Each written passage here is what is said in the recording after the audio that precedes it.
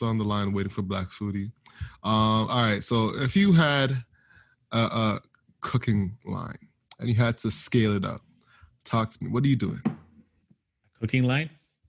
Yeah, exactly. You had your own Black Foodie. You had Owen Foodie. Owen Foodie, man. What Yeah. would I do? Mm-hmm. In terms of like starting it, or if I just take Scaling it. Scaling it. You know, business models we're talking. So first I had to like look at how many people I have who follow me, right? Okay. And it's not like All it's not like maybe IG followers. I have to look, okay, how many people are on my email list? Okay. So if I'm in my email list and I am Black Foodie, one idea that I'm thinking about right now is starting like an exclusive club type of show, right? And what I would do is I would reach out to those people who want to learn about making Black food, right? And I have weekly masterminds. I'd say, okay, these are my email lists I have right now. Make a subscription out of it where you pay $35 a month to learn. $35 a month? Oh, guy, nah, you're kidding me. Guy, listen, like this is premium shit. This is premium, $35 right? a month, more than Netflix, Amazon together. Like, guy, like you have to account for this, right? If you're if you're prepping your food every time and you're showing them this is how you do it, this is what's going on, that's labor right there. And then you have to buy the food. You gotta like do the film work. So like anything less than 10, you know, because the thing with Netflix, they have good infrastructure where they've already accounted for everything. Where for the individual person, per person will probably be like $2 because they have like scale. What's that called? They have the right cost structure to be able to charge $10. But if I'm trying to scale it right now, if I have like weekly cooking classes and I have 500, 600 people watching from around the world, and let's say if you invite someone to say, hey, come join me on this next cooking class, you'll get your first 3 months at half off. And then, you know, people half off? Bro, as I said, customer acquisition process. Okay, all right. Of course, it's very not like polished what I'm saying, but like I just want to paint you the picture of like I'm painting the picture. Like, this is the overview of what I'm trying to do. All right. So that's like one side of the business, right? So far, that's what I got. Of course, you can't have like international travel where you can go around the world and actually like do events, as we were speaking about. I think that actually builds a brand voice, and you actually build mind share into like actually becoming like a Guy Fieri for like the Black space. You feel me? So far, that's what I would do, and I don't want to like take on like a lot of projects if I'm Eden and trying to do a lot of different things, but that's one thing I would do for sure. Okay. What would you do? What are you thinking? All right. I was pretty good. All right. So, hey, Eden, how you doing? Oh, she actually logged on? She's on. Yeah, can you hear us? Can you hear me? She's connecting. Eden, are you here? Now I hear you guys. Hey, how are you? Hey, Eden, how's it going? Good. Is it okay so if go ahead. This or no?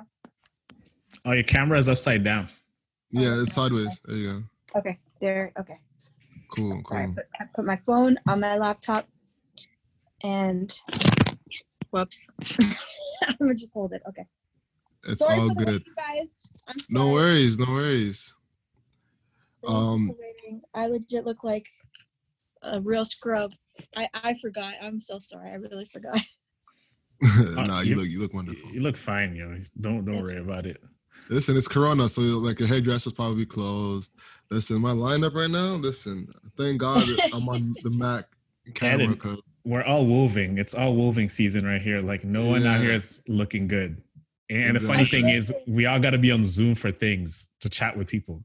No, this is my first time sort of dressing up in like 2 weeks. So thank you guys for motivating me to put conditioner in my hair. No problem.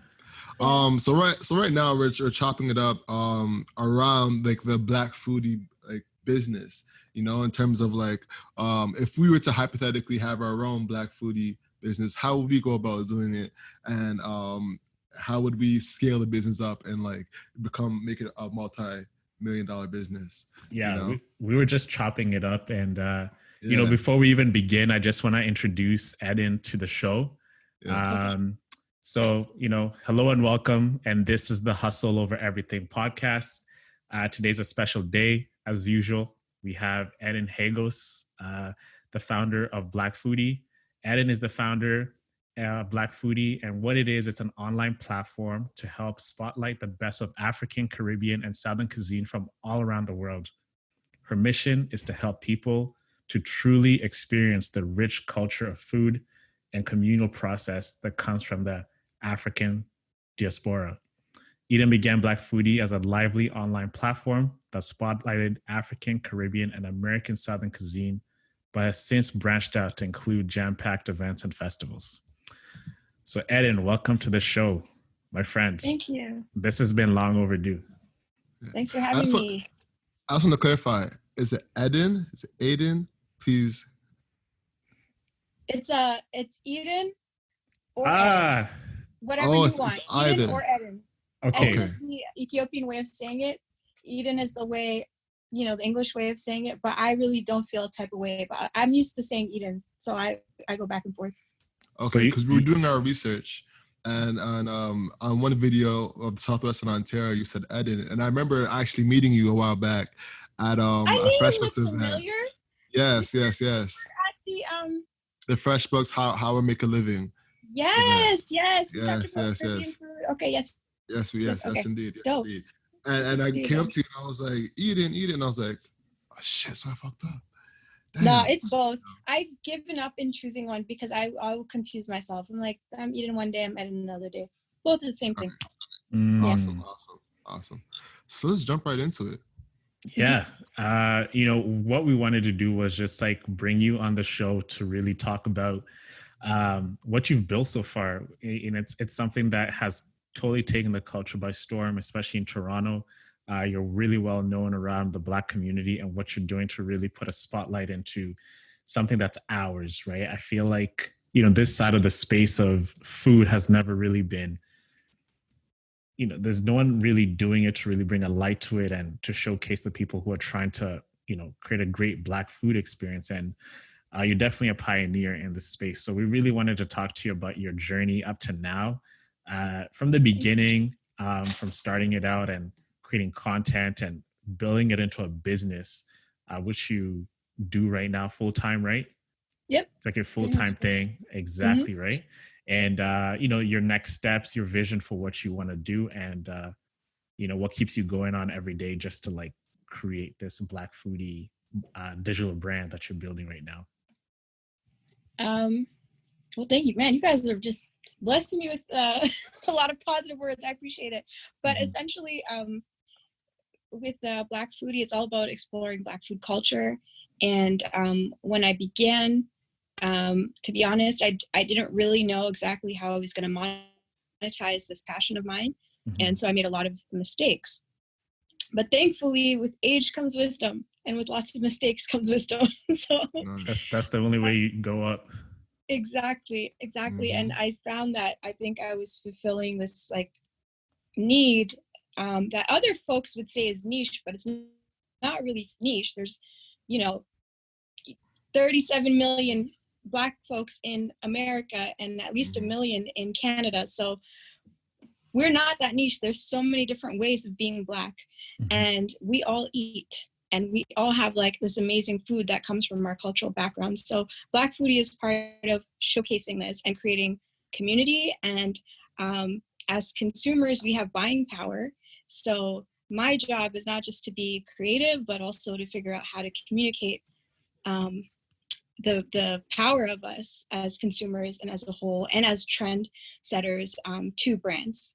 So that's basically what I do. Like I love the creative aspect, but a lot of the time I'm also emailing people and I'm calling people and I'm pitching people to showcase what Black Foodie can do for them.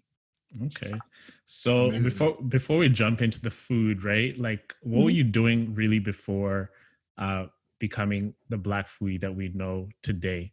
What was your career path towards, and like, you know, after school, what were you doing, and leading up to Black Foodie? Great question. So many things. I studied sociology, and after graduating, I actually didn't know what to do. I struggled. And then I got accepted into a fellowship program in Toronto, and I came back to the city, and that's where I kind of began with Black Foodie. But while it hadn't grown into a business yet, I had lots of side jobs. I worked in the nonprofit space. Man, I had a million gigs. I made websites. I did whatever I could to pursue my passion and pay my bills at the same time. But it all kind of like was in the, you know, social media, digital marketing, or like had to do with food in some way. Some of it didn't, but the ones I enjoyed did. You give like an example of like what those things were like that involve food? Yeah, sure. So I worked for a nonprofit in Regent Park, and I would help immigrant women and like newcomer women get training in how to become caterers. And then we'd have like a weekly market. And so my job was to run the market and to run this program for newcomers who, women who were interested in catering or maybe starting their own business. Nice. Yeah. Nice. How did Black Foodie, I know it's a little bit of a generic question at this point, but it's for our listeners. How did you start with Black Foodie? Yeah, because like, you know, like I think like the genesis of it was like that experience you had into like in that one restaurant where, you know, you went for the birthday. I think that's like where it all started for you. Like it really, there was like a big light that popped in your head and you're like, you know what, we got to create our own thing. So like, tell us that story of that day that, you know, everything all, you know, where it all happened. Yeah, sure. So I'm going to go a little bit, backtrack a bit. So this interest in food happened way before that, because my family had owned an Ethiopian restaurant in my hometown, and my grandmother had a business selling injera. So I was curious, but I also had this like shame around eating African food, you know, and which is crazy now because I'm like, I love African food. I can't believe I thought like this. But like a lot of, I think, people in North America, like you don't want to be different when you're Black, you want to fit in. So I didn't eat out at African and Caribbean restaurants. And then I went to go celebrate my birthday with a group of my friends who we were all Black women and mostly East African women. And the restaurant just treated us horribly. They treated us like we didn't belong there. And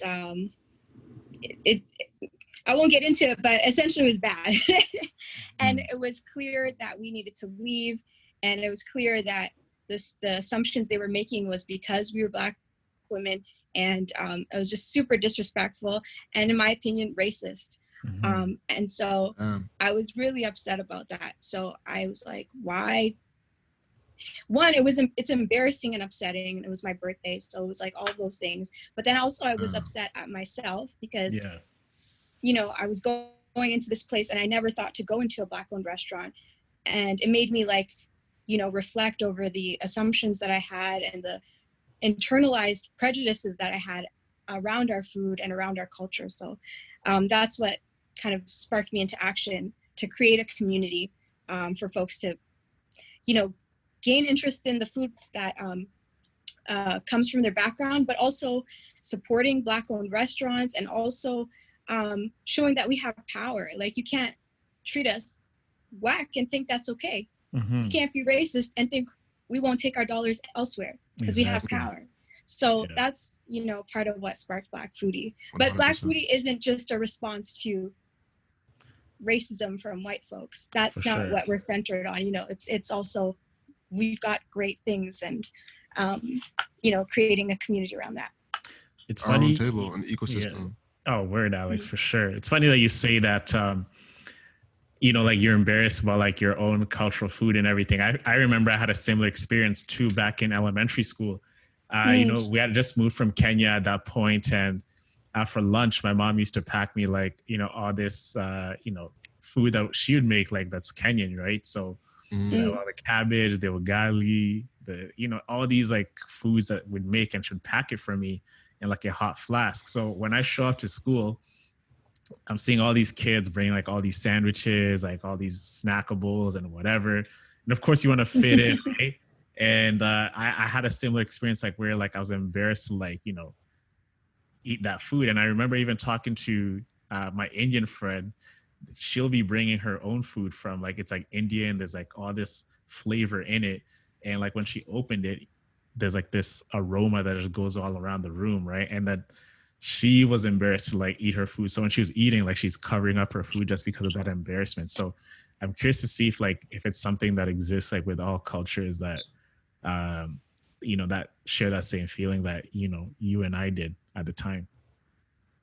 I've heard it from so many people who just feel different, whether they're Black or not, maybe they're Asian or maybe they're Eastern European or something like that. And just whatever they're bringing to lunch or to the workplace is different. Yes. But I do feel like right now, attitudes toward food has changed, where people are, more willing to try foods outside of their culture. People are buying, kimchi in stores that are not Korean. They're doing all these things. But I don't know if those consumers are being treated well when they go out to eat or buy brands all the time, like you can eat African food and still treat Africans poorly. So that's something that, so I do try to like bring up those subjects on Black Foodie, but I think it's amazing that people are a bit more open-minded now when it comes to food and learning about how foods from different cultures are superfoods and incredibly good for you and super flavorful, 100%. So you start Black Foodie off after that experience, and after realizing the heritage you have and the experience you have, to walk us through what happens from then on. Then you start, I guess, stumbling to success in different areas. Like, I'm curious to know, like, what was that journey like? It was a lot of like ups and downs, I guess, but pretty fun a lot of the time because it's a fun thing. Like, it's food and it's culture and there's a lot of storytelling involved. So that part was always pretty fun for me. The negotiating part and the business side was not always fun, but now it's fun for me. Like it drives me. I'm like, yeah, I can do this. Yeah, I can earn more. I can use this to invest in this, or I can create a new product or whatever. Like it fuels me now. And I'm glad that I've had that shift now. But I'm sorry, your question was like, I was curious about like the starting point. So for instance, do you start off with events? Did you start off with the blog? What was like the first parts that got the ball rolling for you?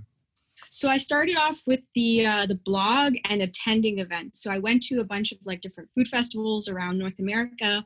I got to travel a bit, and then I would just connect with like chefs in different areas. Like I went to New Orleans for a music festival and like culture festival, and then got to meet like a lot of like top Black chefs who supported me.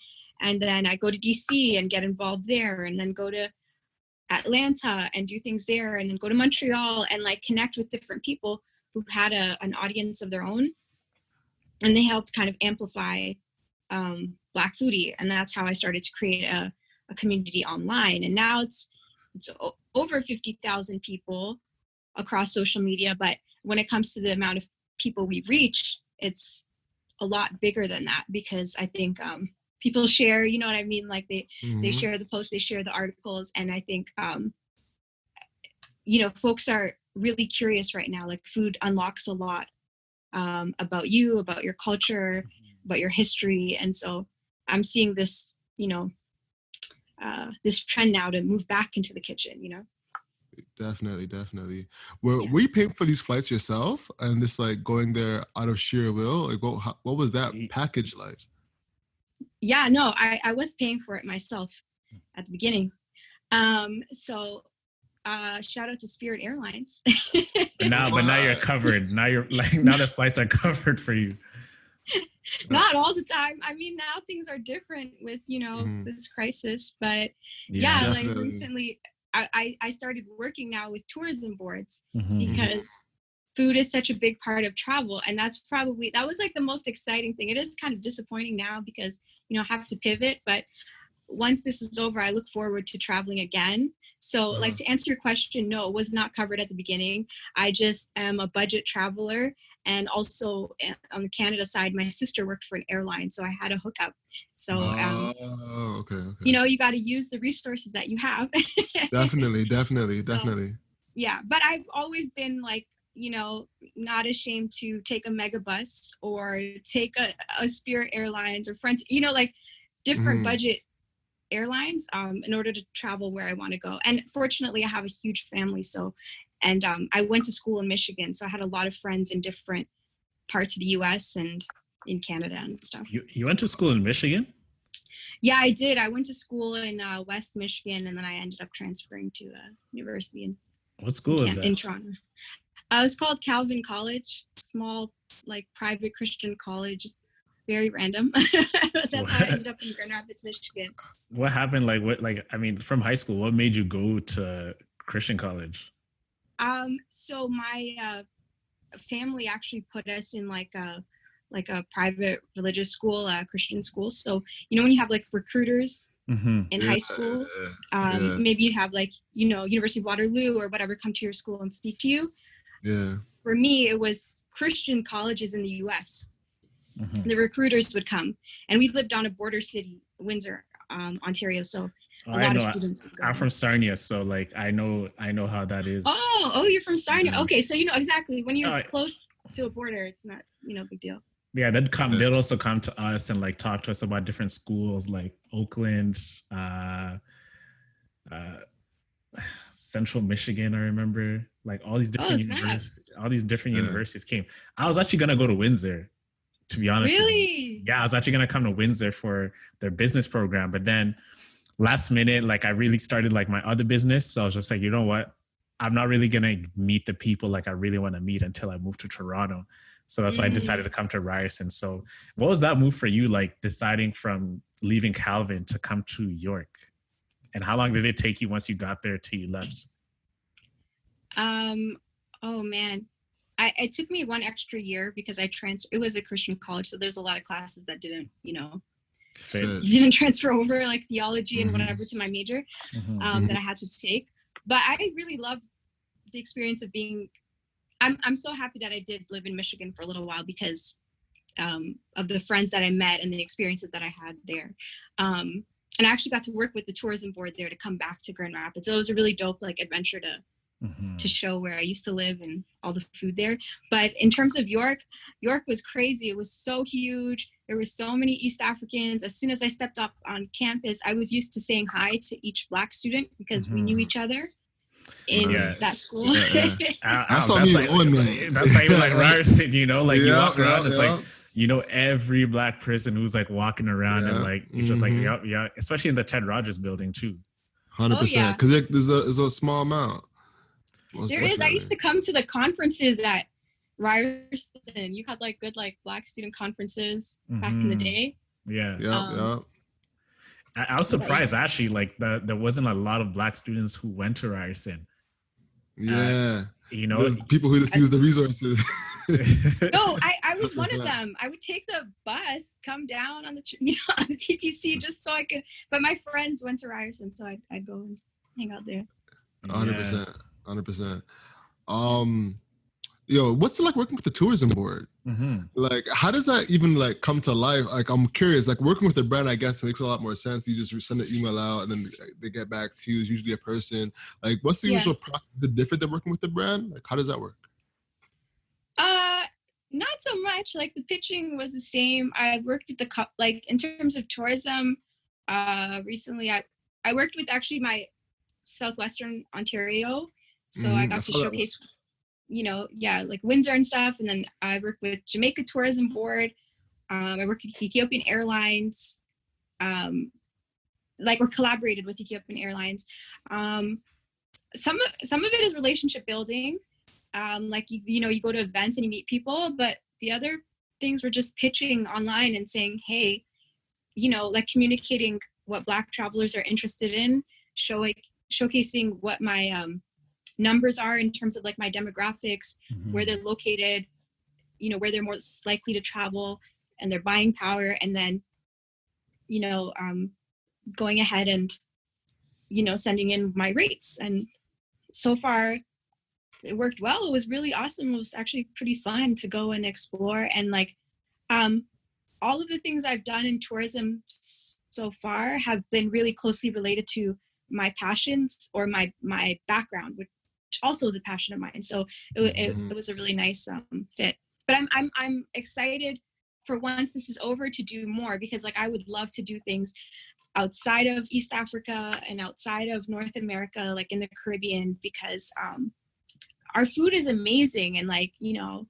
it'd be amazing to showcase, you know, the backstory behind of a lot of the dishes that we love and the places you can go to on these islands. Definitely. The backstory behind food is so interesting. Like I'm Jamaican, for instance, and learning that Canadians actually gave a lot of the codfish that was used for ackee and saltfish was like mind-blowing to me, you know, or learning that the ackee actually comes from Ghana and like the history behind ackee and saltfish is just, you know, mind-blowing. A lot of people don't know that, and like the history behind it usually can bring like a rooting feeling to a lot of people. So it's definitely valuable, you know. It is, yeah. And people like, I mean, how many of you guys, I don't know about you, but even before I started Black Foodie, like one of the things I'd be most excited to do in a new city is like go out to eat and try whatever dish they're known for. You know, in Chicago it's deep dish pizza, and Atlanta I want soul food, or wherever. Like I would look online to find these places, and I think people still do that now. You know, it's a big part of like where they want to go to. Yeah, I mean, I haven't really traveled much, to be honest with you, but that is like one of the things that makes like I really want to do when I start traveling a lot more. Now that I'm done school, and traveling around the world and just trying different foods and seeing, I think that's how you can really get to know their culture. You learn a lot about a culture by trying different foods. So definitely the States has a lot of culture. Like what places would you recommend for someone who's traveling around the States? And, you know, where have you seen that has like the food that has like, that carries a lot of culture in that particular state? Oh, that's a hard one. I feel like New Orleans. It's been a while since I've been back to New Orleans, but I've been 3 times so far, and each time like the food got better, and it really is more flavorful. Like it really is. Like I think I only had like one bad meal, you know, like everything was top notch, and just the culture and the music outside, and like the welcome that you receive there. I definitely say New Orleans, even though I know everybody would say it. I'm going to agree with them. And then Washington, D.C. Like that's probably one. Washington, D.C., because I'm East African, and like that's basically like little Eritrea and little Ethiopia. Yeah. So you can get like a full range of Ethiopian food and like a full range of experiences around East African food. And there is such a big African community, West African community there too. So there's a lot of places you can explore. I love Washington, D.C. Okay. One thing before, like, you know, coming into the space and creating the whole Black Foodie brand, were there any other Black women who were doing or trying to do something similar like you? Oh, yeah. Like, I mean, I don't know if it was the same way that I did it, like online, digital, but like there were women in food, Black women in food that were doing amazing things well before I started Black Foodie.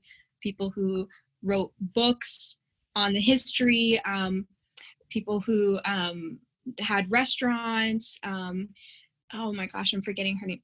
B. Smith, who recently passed away. She had several restaurants. Like she was Martha Stewart before Martha Stewart, and she was an African American woman. So there were definitely a lot of trailblazers. I think the difference when I came in is that I was coming in from Canada, so I had this, but like I spent so much time in the US, so I had this real connection to showcasing global Black food culture and like Mhm. being like, oh, this is dope in the UK, and like actually this is happening in Toronto, and Toronto has folks from everywhere, from around the world, and some awesome Black restaurants. So I think I was able to add a bit of like the diaspora piece. But there are other people. There are so many other great people in this space, and they're needed because it is a big space. It's not just like there should be one player in the game, Mhm. Most definitely. Yeah. And one thing, like, I also like wanted to know, like, as you were starting building like the Black Foodie experience and the brand, what are some challenges that you experienced building it? And did you start alone, or did you have like a team around you who was helping you create the content to bring it out into the world? So I started alone, but I had lots of help, and so people would come in and do favors for me, and then leave, because it wasn't necessarily their passion. It's just they, wanted to support me, so they would help me out. So like my friend who was a photographer would help me, and she helped me, build my first website. And then I had, another person who was a videographer who helped me shoot. So yeah, they were all part of like an extended team. And then like a year in, two really dope people from Toronto, maybe no, a year and a half or 2 years in, they started helping me, and they became a part of like the team, and they're who I check in with now. And, and because I am still like I feel like I'm still in startup phase. Like I don't have any full-time employees yet. So these are people who just do it for the passion, and like, they get a percentage, of certain things, but like I'm lucky to have found people who are just like in it for the passion. And now I'm starting to grow where I'm like, okay, maybe I'll get to the stage where I can do that, Yeah. Yeah. It's so, like Al and I are like, we're also like in the same space, right? We're trying to create a lot of content for the entrepreneurship space, and bringing that what we see out in the world, like what we really think being an entrepreneur, being a creator is we're really trying to showcase a light on like the 99%, and not like just like the 1% who are like super, super successful, like where you see that type of content everywhere. I think there's a lot of people who are doing great things who might not even get like that type of shine just because they're not like big, but like they're doing something cool, like something that hasn't exploded yet. So we really want to just put a light on those type of people. So like, let's talk. Yeah, for sure. I appreciate being one of those people. Thank you. Yeah. And I've seen you grind. We met at Impact Kitchen, like in downtown. Yeah, I think that was the first time we met, eh? What? That's not the first time we met. No. Like, I think we met, but like that's actually time we actually chatted for like an hour or two. Oh, yes. Yeah, that is true. I love Impact Kitchen. Sure, that's been a while. But yeah, no, it is. And I always appreciated your hustle. The sneaker deck, wait, did I say it correctly? Yeah. Sneaker deck, you said it right. Yeah, like the projects you were showing me, like about drop shipping. I was like, oh my gosh, I need to take a Facebook ads class with you. Like, yeah. Alex is actually like a master. He is like, Al, just tell her about what you do, man. Let me fill me in. This is you're what you're giving me LinkedIn. He was giving me LinkedIn tips at the event. Yes, indeed. Yeah. Facebook ads is my shit. It's my playground. Spent over 6 figures in Facebook ads. On a day-to-day basis, what I'm doing. Building businesses over Facebook and Instagram. From creating the copy, the content, the imagery, to actually writing the copy and running the ads in the back end, from optimizing the campaigns, the whole nine. From e-commerce to publishing. Facebook ads is my shit. And then everything I know, I didn't know that. I learned from Alex. Yeah. What? Yeah. I might have some clients for you, Alex. Awesome. You can talk after. Sounds good. I'm gonna hit you up after. I know some folks who want to learn. So that's dope. Oh, people listening right now is the time to get into Facebook ads. With COVID-19 going crazy, a lot of ads are not going to market because people can't advertise. Their business is not running, right? So they can't advertise. There's no competition. There's less competition, exactly. So the floors are really lower. If you don't know, Facebook operates on the floor. So now that there's less people in it, there's less bids, more money to be made.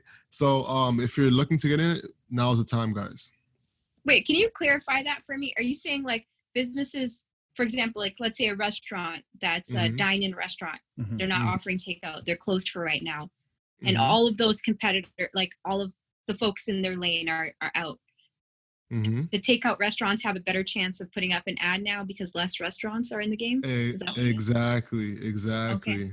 You know, just like a bid. Like if you think about like bidding on art, right? If there's only one person bidding and he says, "Hey, bid is $1," and he's like, "All right, it's $1." Art. But if someone's trying to come in and say, "Okay, I'll pay $2 to get closer to that person," okay, now it's $2. Exactly, and the prices goes higher and higher and higher, right? So now that there's less competition, there's a lot more money to be made by advertising at a cheaper rate. You know, so right now is the time to advertise and get the messaging out, because there's a rule of 7, right? It takes 7 times to get an image or piece of content stuck in someone's head. You know, so if you can get that out quicker, there's a higher chance of you making that sale.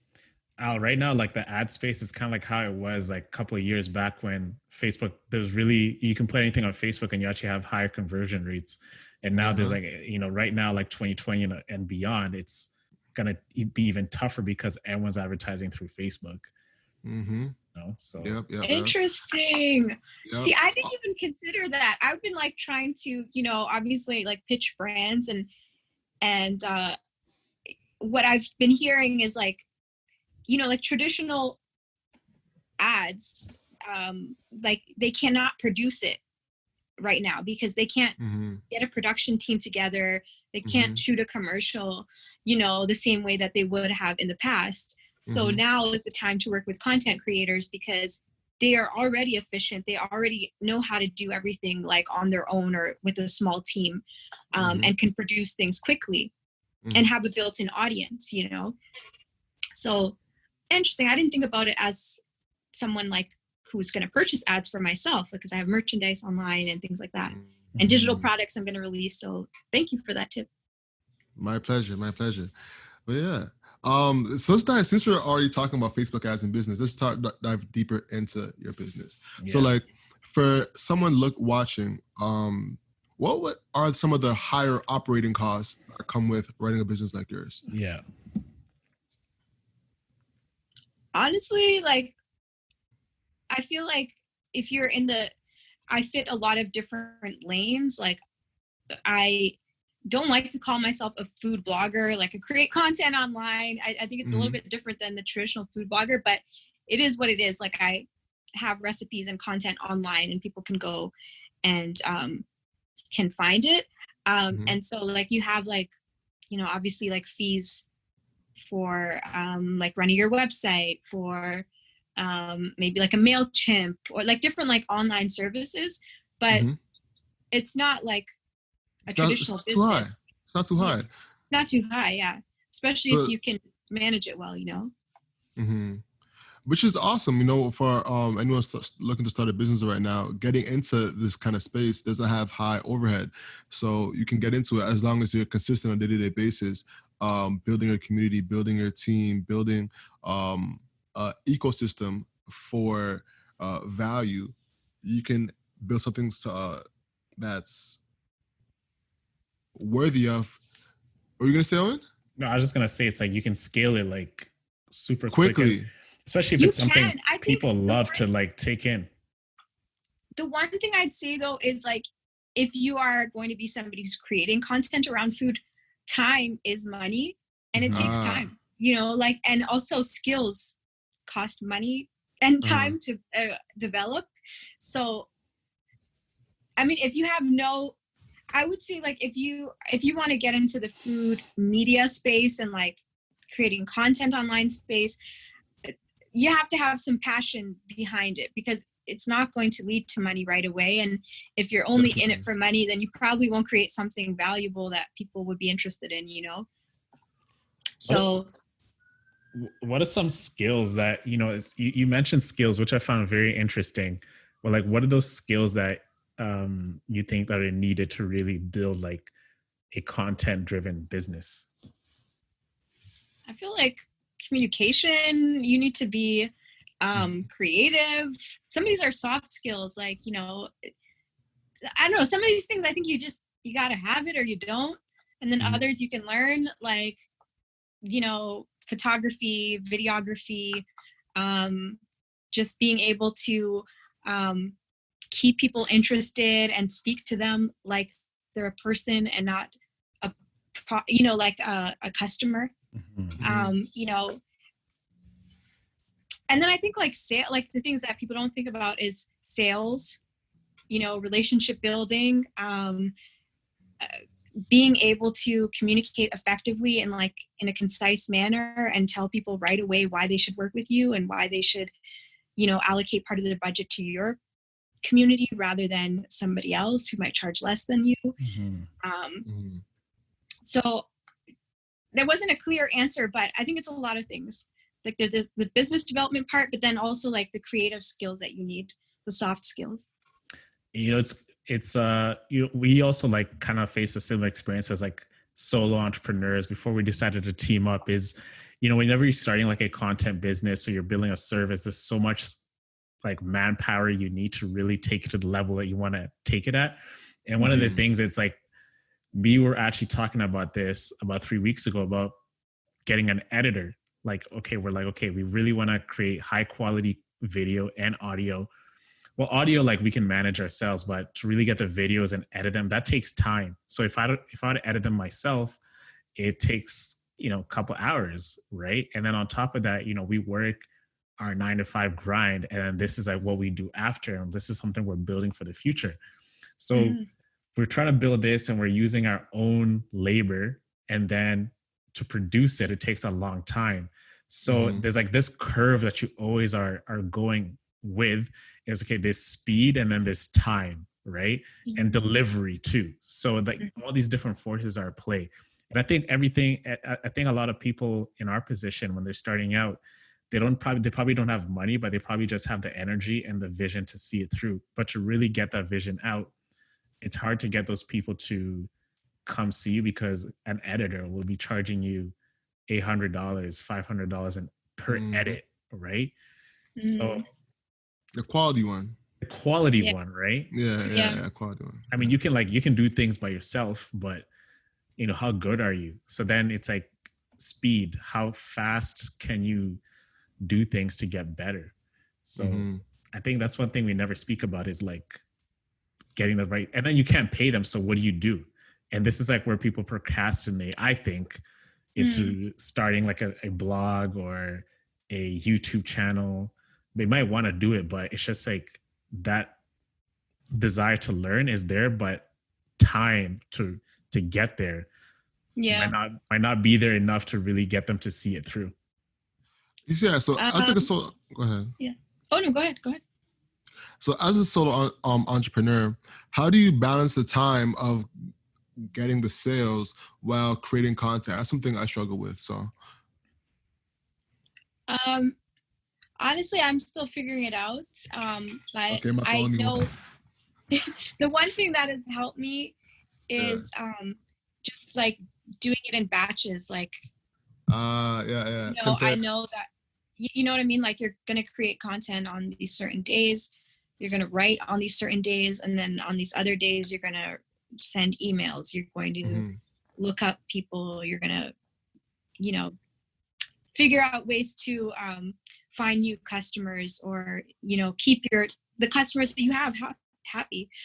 So yeah, that's what I would say, like creating a schedule for yourself where you have it split. But then also, if you're creative, you probably just come up with an idea in the middle of the night. You're like, oh, you know, we should do this. So, yeah. So batching is a very interesting concept. You know, for anyone who doesn't know, batching is like she said, is when you etch out a specific day or time to have like a big load of things that you do and execute on. So for instance, it could be 12 hours of just emails, or maybe not 12, like 6 hours of straight emails. The only thing I find with batching is that for emails, for instance, if you have clients and they email you on Monday, but your batch day is Friday, how do you prioritize that email correctly and not look like you're being sloppy, you know? And even so, like I know sometimes people will say it's a standard that you set for that client, but a week of time for email is usually like almost like lackadaisical. Like a century. Yeah. Exactly. So I don't know. Have you experienced that when it comes to batching? Definitely, especially because I get a lot of emails that were not like business related. Because I became like a resource about food. People would be asking me like, where can I get got you such and such spice? Where can I? So then it became a lot, and now I'm just trying to like sort it out. And I have one email that I try to use like just like for business inquiries, and then another one where like it's connected to my social media so people can email me there, and I know it's maybe not a business request, more of but the community. Okay. Yeah. But it's not perfect because I get like requests in my DMs. I've pitched people successfully from getting their contact in a DM. So I don't know. I think if you're in the social media game, you just got to be on, and you just got to check it in the morning and maybe like have an hour for emails. But I do struggle with that too. It does become sometimes overwhelming when you're like, oh, you know, I need to respond to this, but I need to do this, and you know. And the thing is, it like sits in your head too, because you be chilling and it could be like a fat message. And he's like, "Rah, like I really gotta respond to that," and you might not have something. So, and you know what? And you've seen it too on DM. So they come back and they're like, "Yo, she's seen my message. She left me on scene. She left me on scene. Yes. Oh my goodness. Oh man, I've definitely done that. I feel bad. Especially when you're getting bigger too, right? And you've got a lot of things on the go, and it's not like you have an assistant who can send these messages out for you. It's like, you got to do it. You got to create the content and everything, which, you know, it's like, how do you manage that time, Eden? Like, how do you juggle all these things at once and talking to people, creating the content, doing the business, and kind of like writing solo in a way? I don't know. I'm still figuring it out. I think, like, I feel like what worked for me before was like removing some of like the smaller products that were not bringing me the income that I wanted and focusing on like the big fish. Like the revenue generating activities. Exactly. Yeah. And then like being like, okay, like the creative stuff I'm going to do on this other day because I need money to pay for that, you know? So that helped me. But I do feel like it depends on what business you're in, you know? What were some of the revenue generating activities that you found were more valuable than others? Oh, definitely pitching bigger brands. Sorry, I'm like in a crickety computer chair that's like as old as I am. But okay. And you're young. So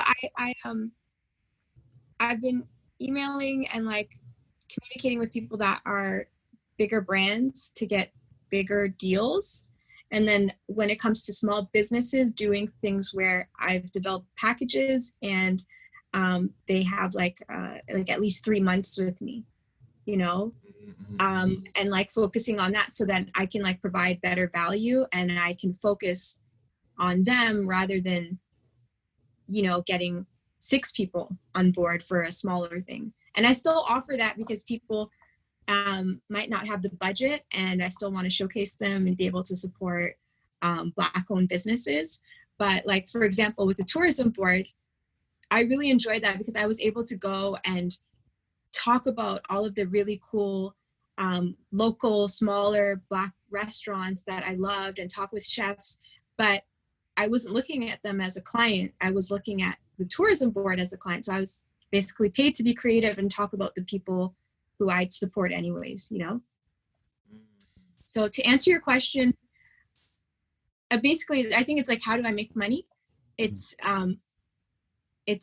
pitching brands, and it's not chasing like the small things anymore. But I did chase the small things before. So I learned from that mistake. What's a small thing?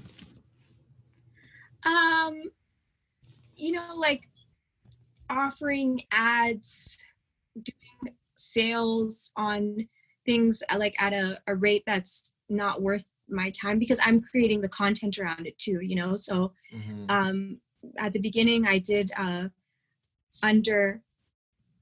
didn't price my services at a rate that was comparable to what I was actually offering. So I'd spend a lot of time creating, I'd spend money on ingredients, I would, you know what I mean? Like I was spending all this time, and they were benefiting, but I wasn't getting the same value back. And I wasn't able to invest back in the business and better things to grow Black Foodie because of that. So now I don't do that. You know, charge accordingly. Exactly. I charge accordingly. Do you feel like sometimes that are you in that position, like where you turn some brands away just because they're not really fit for the Black Foodie brand? Are there some businesses who've tried to, you know, leverage your brand to really get into the Black space, but you know, when you talk to them, you can really tell they're not really, there's no fit with what you're doing and what they're trying to do? Yeah, for sure. That's happened a couple of times where, I mean, I can't even remember the name, but like a bigger brand that's something in seafood, but like on their social media, they had a post that was not, like, to me, like, was racially insensitive. And I thought, nah, no thanks. They're going to post. I just wouldn't want to be associated with them. Or sometimes, like, I mean, this isn't necessarily like a people who want to reach out to me to pay for anything, but like, you know, obviously like a lot of restaurants reach out, they want to get promoted, but like Black Foodie is not just like it's not an IG page where you pay for ads and you can put your restaurant up. If it's a dope restaurant and they want like some sort of promotion, that's awesome. But I've been to places where I don't like it, the food, or like they're known not to be great, and I just would rather not. I'll never bash it, but I personally won't put my stamp. Take on the business and say, yeah, this is a hot spot right here. Come and eat it. Just because you're not being true to what you're doing for yourself, to yourself, and to your community. Exactly. Yeah, it's not worth it. If you do that, then people won't trust you. You know what I mean? They won't trust your page. I obviously, like, some of the things I share, I haven't been to, because it's not just my perspective only. There's like contributors and there's people that, so I can't say like everything has gone through my like microscope or whatever, but I can say like the things that I do experience, I'm able to like really support the great places, and some of the other ones just maybe offer some like tips on how to do better. You know? Everything is heavily vetted essentially. Yeah. And same thing with like recipes and products. Like you don't want to share something that doesn't make sense, you know? Like you're not going to see me like supporting e-cigarettes or something. Like, you know what I mean? Like, there's like I wouldn't do that. I don't support that, you know, that kind of stuff. Most definitely. What were some of the lessons you learned from working with brands from when you started that you would never do now? Yeah. That they're going to lowball you, especially if you're, let me rephrase this. I think people, you know, obviously everybody wants to get the best deal possible, but I think because I have both a Canadian and American audience, I would say that communicating my value to like Canadian brands has been more difficult because they do see me as niche, but I'm not niche. I'm in like mainstream media. I'm in the Toronto Star. I'm on Globe and Mail. I'm on, you know, CTV. TV24. Like you're out here, and they don't see that. They don't see that. My audience isn't. My audience is Black and white and Asian. Like the people that are interested in these things come from a wide range of like backgrounds. Obviously, I serve, you know, a Black community, but people are interested in our food and our culture, and I love that. And I think that's been a challenge, like getting them on board and being able to communicate that it's worth this amount, and knowing sometimes I'm getting offered less than, you know, other people in my space. But But I chopped that up to like learning. I got to learn how to be a better negotiator, and also to collaborate. Like I've made friends from like different cultural backgrounds in the food space, and they've given me tips, and they've given me, you know, opportunities. And I really appreciate that, because you need to have allies, you know? So that's something that I've learned. Like, although that what I'm doing is very proudly Black, people from many different communities can help. Appreciate it. Yeah, and appreciate it. Most definitely. Oh, and are you on mute? Sorry. I just don't want to make noise or anything if I'm like cracking my fingers or whatever. But what is like one partner that you've partnered with that you thought like what, like which was like your wow moment, like wow, they've reached out to me to partner with me, and you know, you did business with them, and after you did business with them, you're like, damn, like did I really just partner with that brand? Like, have you had that type of moment yet? Yeah, I think I'm every one of them. I'm always like happy, like I getting paid to do something I like. Like, you know, like I'm working with a small business right now.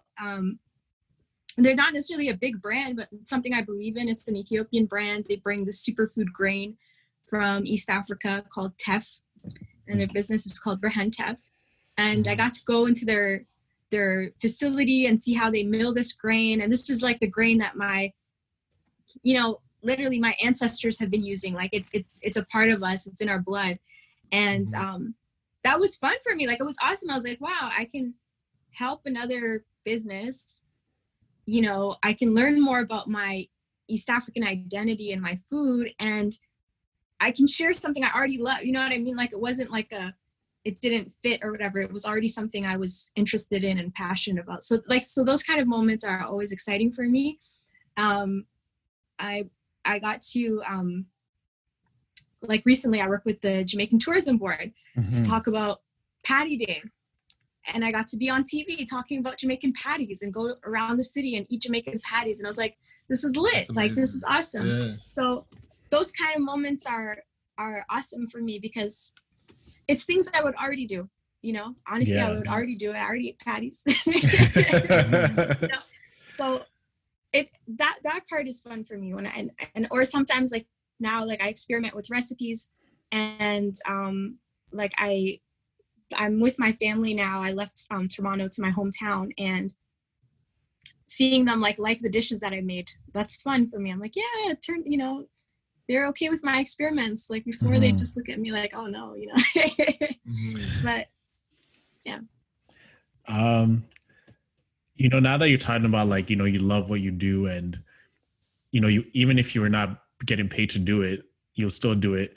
What was that moment like when you actually went all full time on your business? Because I feel like every entrepreneur, every creator dreams of that day of when it comes to, say, you know, for example, like Al and I will like say, man, I can't wait till we're doing hustle over everything every single day. Like we're creating content, we're doing it.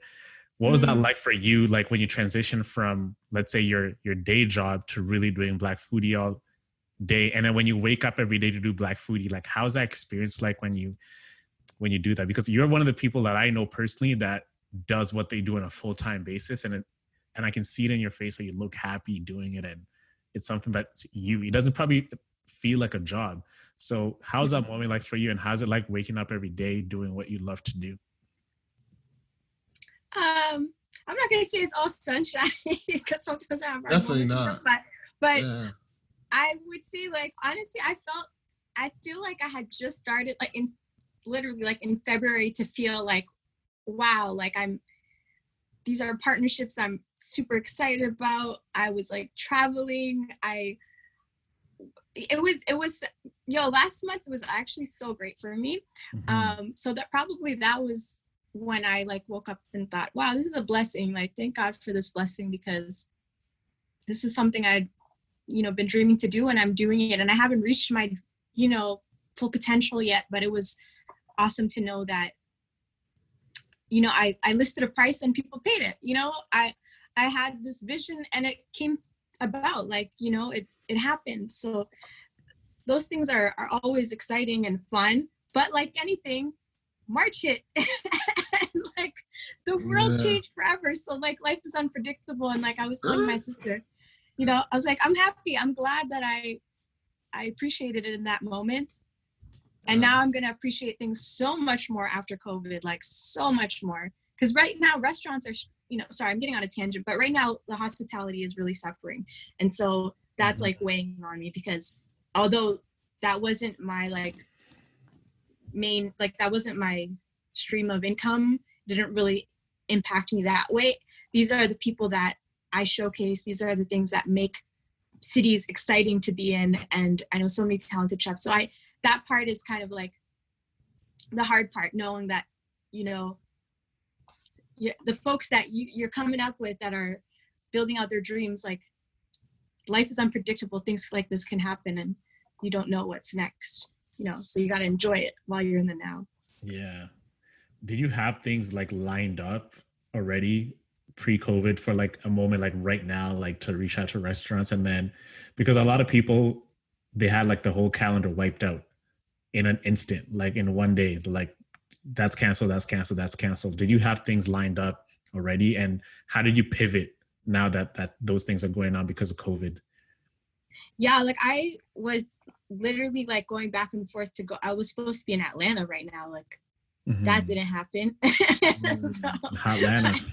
Yeah, no Atlanta for me. I was really like, March was supposed to be my like travel and like have meetings with like brand managers, you know, like knock on people's doors, go on LinkedIn. That was my plan for March, and that changed. But how I'm pivoting now is like the great thing about Black Foodie is people are cooking. Like they are all going, whether or not they identified as a foodie, people are going back into the kitchen. So this is a huge opportunity for me now to create more content and to showcase some of the talent. So now Black Foodie is doing lunch and learns with different experts, like on IG Live.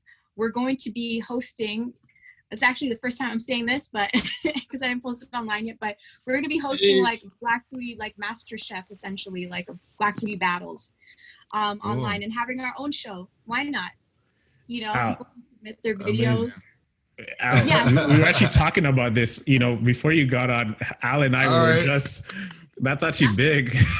We were talking like, we were kind of pretending, he's asking me like, if you're Black Foodie right now, what are some things that you would do to scale it? And we were just talking random ideas.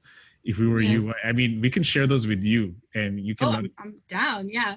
So I'll tell you my idea and then I'll tell you his. So what I was thinking is you can start like a subscription service where you actually teach an online class every week. So every week you have like a live stream on playing. So you can say, tune into my live stream every single day, every single week. And then I'll make like a specific dish, and you can have like a particular chef, and they can actually take notes, and you can have like the recipe, the learning book, and all these different things, all these learning materials that you can give them part of the class. And they pay the subscription. So when you said Master Chef, I looked over at Al's screen. I'm like, man, we were just talking about that. So that's one idea that I had, is like, you know, even we mentioned a TV show you can do, traveling all around the world, and having like a Netflix type of series going on. Al, what were you thinking? What was I thinking? All right. So I was thinking more. Firstly, I was thinking customer acquisition. So you see, I'm getting excited now. I was thinking the Facebook guy. Yeah. So I was thinking, how are we gonna get the customers first, right? So I was thinking of first, I've created like a small little ebook, a small little cook recipes at home, you know, cooking on COVID, you know, type of book, where first you get them in, whether it be through organic or paid Facebook. And you get the emails and you stack up an email list to maybe let's aim for 10K. And once you have that 10K, you have an audience, you have a minimum viable audience. Then you start marketing different things to them, whether it be merch, whether it be exclusive classes, live trainings, all that kind of stuff. And that would be like the core of it, you know? So that was my game plan, you know, of House Nigga. We didn't get to get into it. But yeah, that was like my game plan to start off. Then I would start getting into like more collectible items, you know, I would get a photographer and start taking pictures of different foodies and different people in the kitchen, whether it be not just moms or like chefs, but yes, moms, sisters, little girls in the kitchen, stuff like that, you know, and have that as like coffee table book, you know. Yes, You yes. know, I love that. yeah, and then have like a recipe book as well. So to follow up, that would be like a line of recipe books or coffee table books, you know, focusing around being a Black foodie. Boom. Second option, Netflix show, you know, or just a show in general where like almost like Restaurants on the Edge, where it's like Black foodie on the globe, where you're traveling to South Africa, to Brazil, to Kenya, this you know, getting different views of what a Black foodie is. And I feel like now it's kind of your vision. But when I was looking at your tourism board video on YouTube, I was like, oh, this is her vision. She's gonna be the Anthony Bourdain. She's gonna be the Ethiopian Bourdain. Eden, we see where you're going. Yo, you see the guys. vision. We see the vision. You see it. I honestly You know? thank you from the bottom of my heart. I like really appreciate it because these are all things like you guys are saying that I like. They're on my like on your board, vision board, and maybe floating like inside your head. For real, and some of these things have like, I have had producers come to me. I have had people pitch me for things, and it fell through. It didn't work out. But I think it was like, I think maybe I wasn't ready. And I think right now I've started to like build some of the skills. I've been, you know, several years in this game, and I feel ready, you know. So I'm hoping to like go back and pitch another book. The ebook, thank you. I actually I'm gonna DM it to you guys. I just did like a Q&A with my audience and said, what would you be interested in? A digital course with all these different recipes, like an ebook, a digital cookbook, or just like a live webinar when it comes to East African cuisine, because I'm not a chef, but I have like, you know, expertise in Ethiopian food, and I have like the masters in it, and like my mother and my grandmother who've owned restaurants, who've been a part of spice markets, have this like rich history. So I want to be like the ambassador to that, you know, create the content and everything, and have their knowledge, because they're the ones that have the knowledge, you know, the mothers and the grandmothers. So but it is tricky, because in this game, I'm sorry if I'm taking the podcast on a sidetrack, but no, go ahead. This is what we want. This is what we want. This is speak your mind. It's like live consulting. Well, in this space, there's a Black Foodie brand, and then there's my like personal Eden the Foodie, which is centered on a lot of like East African food and culture and travel, and with recipes and like videos and stuff. So a lot of this stuff is readily available online. You know, it's just for free. You know, people make money off their website traffic. Some people just do it for passion. Some people like work with brands. With East African or Ethiopian food in particular, there is still like a gap, because a lot of the content that does exist is in the language. So if you don't speak Amharic or Tigrinya or Oromo, or some of the languages that are spoken in Ethiopia, you really can't like understand fully, it. You know, what they're doing. So that's where I'm like, okay, you know, I think I can create something new where the recipes and things are not necessarily new, but like the techniques and like the knowledge and the breakdown, that I think would be new in this space, coming from somebody who is younger and who can like translate it to non-East Africans who are like, well, what does that mean? You know what I mean? So that's what I'm trying to do. But it is a little tricky when you're like, man, everybody's doing it for free. How do you know, communicate value? Exactly. Got you. I think firstly you gotta like acquire the audience and deliver value. And like once you start delivering value, they'll be more inclined to pay. It's like that Starbucks Wi-Fi mentality of, oh, you give me free Wi-Fi and me get a cup of coffee. You know what I'm saying? That's a good it's point. Like you feel like you can't go in there and you buy something. I'm like, damn, I'm stealing resources. Let me just buy like this $2 coffee. Now there's millions of people with that mentality. It's just like, and that's how they keep getting you. That's very true. Like I personally, there's a YouTuber that I really like. I subscribe to her Patreon. I pay. Who is she? Shout her out. Who is she? Oh, For Harriet. Her name is Kimberly, but her page is called For Harriet. She went to Harvard. She's super woke. Like she talks about like, you know, just like pop culture and like issues related to Black women in a really fun, creative way. And like all her videos are really well researched. So yeah, like I just pay each month because I love her content. And I'm like, yo, I want to listen to these special podcast episodes. I want to watch this YouTube video that's under a paywall. And also I want to support. Like, I'm like, I believe in her, so why not? It's like just like $5 a month. That's less than Netflix. Exactly. So maybe that could be something for you guys too. Once you've acquired like that audience of like supporters, then they can pay into a Patreon, and then you guys have the podcast sponsors, and then you guys have the digital products, and then you guys have the live like summit or something where people can like learn from you guys, and the merch, everything. Yeah. Or live interviews with like, Yeah. It's like we see each other's visions. I see it. I see it. And I'm glad to reconnect with the co-host too, Alex. Because it's been a minute, so I'm glad. I really remember that meeting and being like, wow, it's so helpful. Yeah, and that's like, what management has a quote, people remember you for how you make them feel, I can't, I'm butchering that. If people don't remember what you do, they remember how you made them feel, right? Thank you. Oh, it saved me.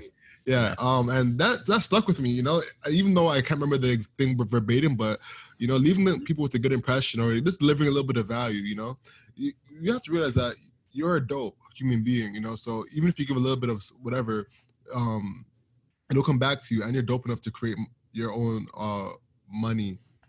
Period. Yeah, that's true. That's true. Not look at it as like, definitely I feel a lot more free in this year because I don't look at everybody like competition or whatever. It's just like, oh, you're doing well, that means there's more space for me to do well too. Like that's that can be tough when,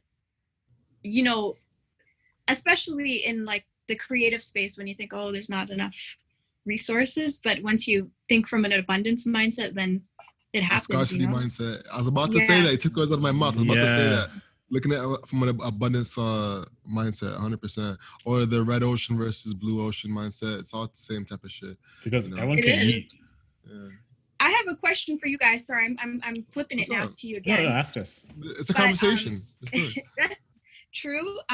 So with COVID and the fact that you guys like interview entrepreneurs, people that are hustling in the space, what other tips, like you already gave us this great tip on like, now is the time for Facebook ads, but what else would you suggest to people? Because folks are, what I found is, people are out of work or they're losing contracts. Maybe they're holding on to their dollars closer. Like what advice do you have to entrepreneurs in this time? That's a great question. So firstly, it's definitely specific. It's 100% niche specific. If I'm, a plumber, then you can still go run just the same amount of ads as before and still convert because people are going to need plumbing no matter what, If I have a business that's based on discretionary income, like a publication, maybe it isn't the right time to have as much ads because it's not focused. Like for instance, if I'm a super niche Yu-Gi-Oh card company, then maybe it's not the right time to be focused on customer acquisition because not everyone's going to be paying Yu-Gi-Oh cards or buying Yu-Gi-Oh cards now because it's not the right time, I think that if you're more so based on the essentials that's needed right now, like cooking, you can really scale up quickly. Like if you're a fitness trainer or a personal trainer, then now's the time to go hard on home workouts because everyone's working out from home. So they're going to need to know what's happening or what's the best exercise for working from home, right? So there's opportunity based on what's the new lifestyle, So that's where you can come in and really deliver value because there's new necessities that's needed. That's where I'd say to play in, right? In the necessities. So right now for Black Foodie, you can give a ton of value in terms of what you can cook because everybody's maxed out when it comes to what they can cook. But for me, I was literally like making French toast, like with banana bread, with bananas, trying to like refresh rejig my French toast recipe. That's what I was even doing. I was putting like cayenne pepper on mangoes just to like add that little savory bro, trust me. Okay. When you cut up the mangoes, right, bro? Like and everything, right? You put the cayenne pepper in there. It gets this mixture of just like flavor. Isn't that like the Mexican style, like where they put like pepper and then they put? Oh, do they do that? I don't know. I don't know if it's cayenne or some other chili pepper or something, but yeah. It could be, right? But I just stumbled upon it and it was just unbelievable. It gave me that sweetness and that savory, and it was just like a perfect match. That sounds good. I'm actually about to whip some mango hot sauce like in the next 2 days. Yeah, mango hot sauce is bought. I can't lie. I love mango hot sauce. It's so good. And in Windsor, there's no like pepper sauce at the store, so I have to make it myself before I go back to Toronto. But I love that advice. Thank you. No problem. I think right now you're exactly right. It's time to provide value, and then like thinking like what's like the free offer, and then like what's the step up, like that, the upsell, exactly. Because you still need to create that environment for people to like come back and tune into your page. But I'm definitely like, I don't know about you guys, but I'm seeing like a surge in my social media, like people on the page more, and like just more impressions because of the fact that I think people are bored and they're on their phone longer. Definitely. And you know, so you've got this like captive audience looking for content, looking for tips, looking for an escape, you know, really. Definitely. So. Cooking for kids as well. Well, for you specifically, cooking for kids, because people are making 3 meals a day now for their kids since they're home. You know, there's so much value in cooking for the whole family now. I'm sorry, Owen. I think you're gonna say something. Go ahead. No. I was just gonna mention like you know, I know like we're still talking about, like I was just gonna mention like with businesses and entrepreneurs, I think like right now is such a great time to like mix empathy into your business. It's actually like a right time to shine on that front by using and like just being, you know, we're talking about being of value, but it's also like being of service in some type of way.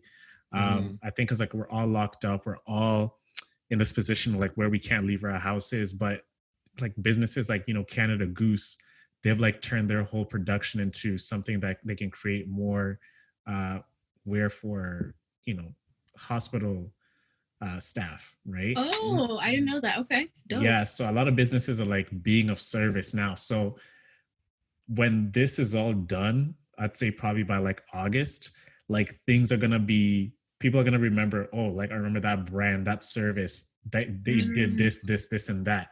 Because right now everybody's looking for people to step up, and the people who are actually stepping up and being of service. And you know, when you have service and you have empathy behind it, it's like you're already providing value, right? So it's like it's like not, right now is like the time to switch up your messaging around your brand and like actually showing that empathy and like, hey, we're here with you. It has to sound genuine and authentic to who you are and who your audience is. And still actually doing like the activities that you're doing every day, but just switching up the messaging around it. So you know, like there's actually like Ritual, right? You guys use Ritual. The app, the app, right? So it's like the food, you get the food order. Like, I hate that app, to be honest with you. I hate that app, but go ahead. Like, can't believe they did this, right? So COVID was starting and they did this one thing, like they sent out this email. They're like, oh, you know, like now with COVID here, you can use our app to really, you know, it's never been a better time to use the Ritual app to go and avoid the coronavirus by ordering us through here and going picking up and not interacting with people while waiting at the restaurant. Like they got just lambasted all over social. They're like on Block TO. And then the thing is, instead of owning up and saying like, hey, we did something wrong, they said, oh, we had a mistake with our marketing team, and they were putting the blame on someone else. But like, just own up to it. So after that, I just kind of looked at them in a, you know, I just kind of lost respect because I really loved using them. So that's an example of like, as a business, you're like, hey, you got to have empathy and you really got to switch your messaging to show that you care, right? And not just say, hey, use us because you will avoid coronavirus. Like, no. Like, just because it's like a fear tactic. You don't want to use fear in a time of fear. Yeah. Ouch. I didn't even know that. There's so many COVID emails in my inbox. I just ignored them. Like, it's too many. I didn't realize how many companies had my email. I was like, Walmart, the CEO of Walmart's emailing me. What's going on? COVID. You know? Yeah. I feel you on that. Like, I definitely think they saved information they weren't supposed to save, because I felt the same way. I was like, what? I never even used this. How? But maybe I took their Wi-Fi. I don't know. Like, you know, they collected my information that way. Yeah, but, it was definitely like a teachable moment. It's like, damn, I have so much information out there. God damn. You know? It's true. But yeah,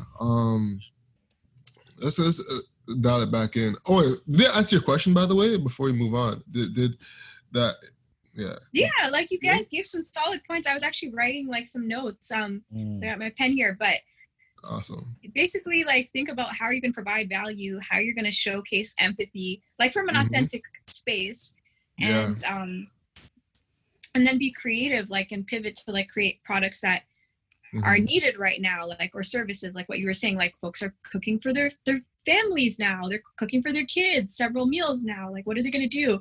I saw one person on this is kind of related, but I saw somebody on social media that I know, she packed a lunch for her daughter, like as though she was going to school. She put it in her lunch pail or lunch bag, and she told her, like, that's your lunch bag, that's it, that's your snack, your sandwich, and your juice. Like, don't bug me.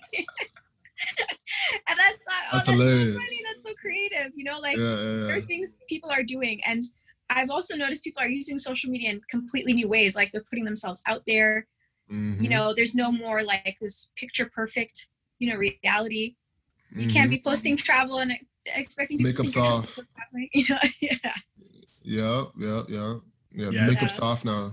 Yeah, you just gotta create now, like, and actually be who you are on social. If you're really putting stuff out, and like, it's actually the perfect edit, you know, like, it's kind of like I kind of got away from that whole thing about having the perfect grid. Like when someone shows up on your page and like it's all color coded nice, I was like, you know, screw this. Like, you know, let's just put out stuff that I think it'll bring someone value, and it's something I want to put out. I'm not trying to like other people. Definitely. One thing as well I think we should mention is networking. You know, now is the time. A lot of chefs and bartenders, especially a lot of bartenders, are going to be off. You know what I'm saying? So now's the time to network with a lot of people and build like the logo up. You know, and you can feature all of these bartenders and chefs on your lives, on your page, and just like give them a voice. So once the COVID's over, because COVID's not lasting forever, right? So at least we pray to God now. So once it's over, exactly. So once it's over, you can hit the ground running with a stronger network of people, right?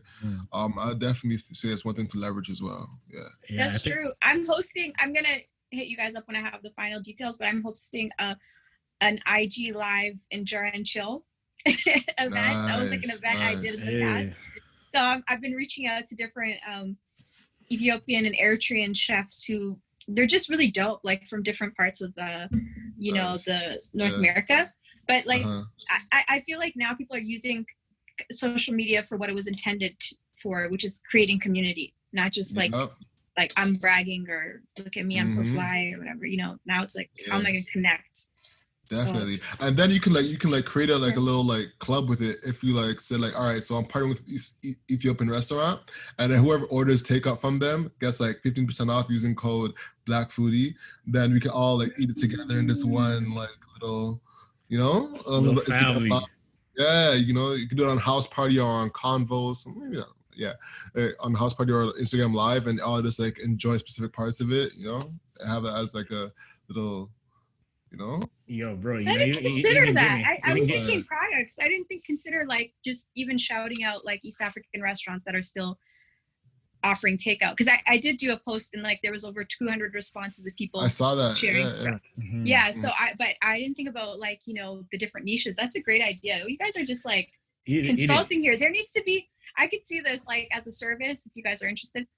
I don't know how much of this is going to make the podcast, but if you guys did like, you know, basically joint like consulting calls, you know, like offering it like office hours with the hustle crew. Oh yeah, I like that. Yeah. And then That's you just cool. like brainstorm. You know, you guys, they have to fill out some like maybe a questionnaire beforehand, tell you what their problems are and whatever. When in the space that you guys have mastered, which is like digital marketing, and then boom, you guys go back and forth because you know what you guys are offering right now is so valuable. So I appreciate it. So you know, people would pay for that. I actually have one more idea for you. As we're even talking, I know with Zoom you can have hundreds of people online, so you can be a host of a show. And instead of doing an IG live, people already on their computers using Zoom conference because they got to use it for work. So imagine you have that in Injera and chill, and you as the host, and you can ask people to send you questions. And as y'all munching on Injera, you're giving them feedback and everything. And you know, you can have co-hosts on it, and everyone can like, it's like a collaborative thing. Alcohol sponsors, you know, because alcohol is still an essential service, right? You know? Yeah, you know what? I like that of doing like because I did think like, okay, if this Injera and chill is successful, then I'll do, because I've had other events like doubles roast patties or Jello fours or whatever, like do those ones and maybe do it regularly.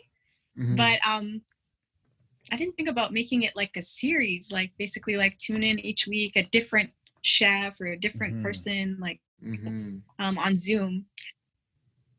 Yeah, then I can collect more emails. Boom. Yeah. And also it's more live can be acting funny, like Zoom. They already know how to work it out. Like I've had IG live where, you know, like IG live is so finicky. You'll be talking, it's like, exactly. Your pause. And this, definitely. Yeah. No, but Zoom is reliable. Like for us, we haven't given, and you can just save everything to the cloud. So for like a video like this, I'm not saving on my computer. Like we pay $20 a month for Zoom just so we can talk for like endless amount of minutes, but it's worth it, especially if you're building your community up, and you know you can make that back easily. Yeah, no, it is worth it. Oh my gosh, yeah. Have you guys tried Hangout?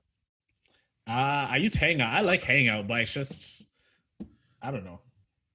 Maybe it's more personal, like for friends rather than like business. Yeah, it's a little bit more friend related. I found out there's a lot of errors happening with Hangouts as well. You know, that's the only thing.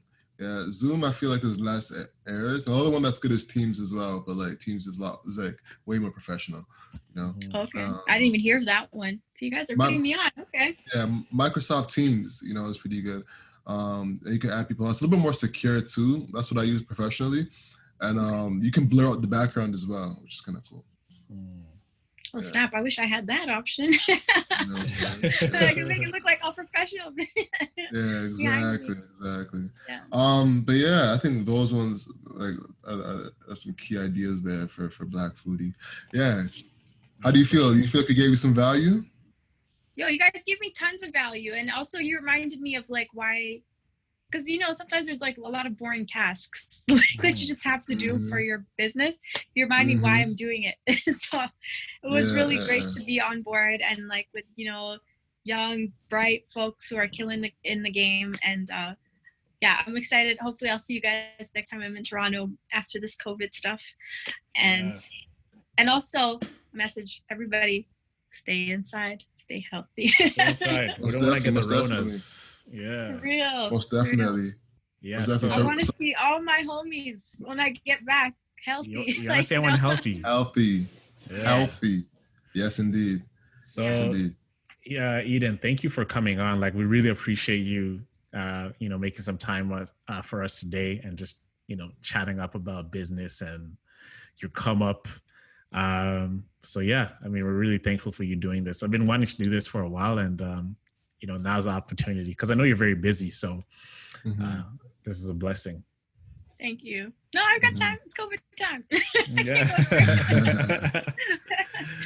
But I like, you know, when you're digital, like when you're a solopreneur or whatever, and you use like online services, it doesn't always feel that different. Like you're already behind your laptop, but it's nice to connect with other people because then you're like, oh, okay, I'm human again. It's not just a screen. So thank you so much. I'm definitely going to subscribe now to the podcast. I don't know how I didn't already subscribe. Is it available on Apple? Everything. Spotify. Everything. Google Yeah. Play. Pockets, like all the different apps you can get podcasts on. It's available anywhere that you listen to a podcast. Exactly. Amazing. Yo, Al, do you want to do the shout out to Hustler Nation today? Like this is give your personal take coming in at the end of the pod. Sure, why not? For the Hustle Nation, right now is the time to dive deep. You heard it from us before. Now's the time to network. Now's the time to dive into your work, connect with people, deliver value, and really build a community for your audience. No matter what product you have, you still have an audience that you need to service. So now's the time to do it. You always have the tools. Now it's time to apply it. Hustle Nation, you can do it. If you ever need anything, feel free to shoot us an email or DM. We're open, and let's chat. We're here for you, and you can do it. Peace. For sure. This is Hustle Over Everything. Ono Sinde here, Mr. Hustle Muscle, with my co-host Alexander Whitfield. Yes, indeed. And having the lovely Eden Hagos here from Black Foodie. This has been a great episode, and tune in every week for a brand new episode. We're gonna have you, loving the entrepreneur stories and giving you value every single way we can. This is Ono Sinde. Al has to say something. Yeah. Yes. Housekeeping items. You always got to get it out. Of course. Follow us on Instagram at 24/7 Hustler. Mm-hmm. Our email list, everything. Remember, hustleovereverything.co. Mm-hmm. Hit that in the link. Subscribe to our email list. It's going to be great. Make sure you follow Eden. Eden, what's your Instagrams, hashtags, emails, everything? Awesome. You guys can follow me at blackfoodie.co. That's also the website, blackfoodie.co. Or my personal page at Eden the Foodie for more, food fun. Also, I like to joke, I like funny things. So you might see some funny TikToks on there. But yeah, you can hit me up at blackfoodie.co. And if you have an email like you want to send or a question, it's Eden at blackfoodie.co. Yeah. Sounds great. Definitely. Right. Did I get everything? Did I get all the housekeeping items? We did definitely did. All right, cool. All right. Cheers, guys. Thanks, guys. Thanks for listening. Thank you. Have a good night, you guys. I'm gonna pray for you guys to stay healthy, and I look forward to seeing you guys. Stay inside. Yeah. Take care. I will. Peace. All right. Peace. Cheers, guys.